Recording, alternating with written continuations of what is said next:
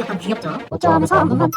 여보세요? 나야. 거기 잘 지내니? 여보세요? 왜 말 안 하니? 울고 있니? 여보세요. 전화를 받을 때 말고는 딱히 쓸 일이 없는 말이죠. 습관적으로 쓰는 말이긴 한데 우리는 도대체 왜 여보세요라는 말을 언제부터 쓰게 된 것일까요? 부부가 서로를 부를 때 여보라고 부르죠. 부부가 전화를 받을 때 여본지 확인하려고 여보세요? 라는 걸까요? 네. 여보세요가 언제부터 쓰이기 시작했는지 알아보겠습니다. 자, 여러분 사극 보면은 높은 사람들이 여봐라 타인들을 부를 때 많이 쓰죠. 여기서 여봐라는 여기 좀 보거라, 내가 왔다, 상대방한테 알리는 역할을 했어요. 자, 왕이 신하들을 부를 때에도 어떤 명령을 내릴 때에도 여봐라 라고 쓰면서 여봐라는 일종의 이제 말을 시작할 때 쓰는 습관 같은 것이 된 것입니다.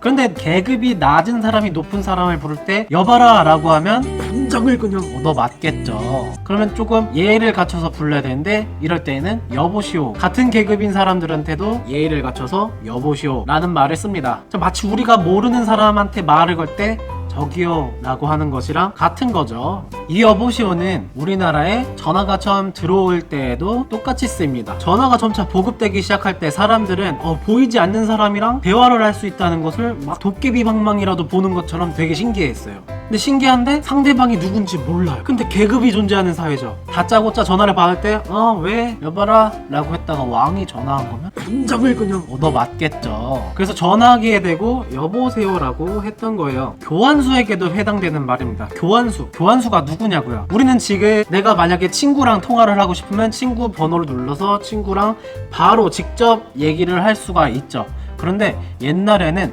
바로 연결되는 기술이 없었어요. 전화를 걸면 교환수라는 사람이 전화를 받습니다. 그러면 내가 교환수한테 나 뭐 창민이랑 통화할 테니까 연결시켜 주세요 하면은 교환수가 창민이를 수동으로 연결을 시켜서 서로 전화를 교환해줬다 라는 말에서 교환수라고 부른 거죠. 이 교환수 입장에서 한번 생각해 볼까요? 전화가 와요. 받아야 돼요. 왕이 전화 온 거면 예의를 갖춰서 말해야겠죠. 여보시오 라고 했습니다. 전화가 점차 보급될 때 사람들이 교환수랑 통화하는데 교환수가 전화를 받을 때 여보시오 라고 해요. 어떻게 생각하겠어요?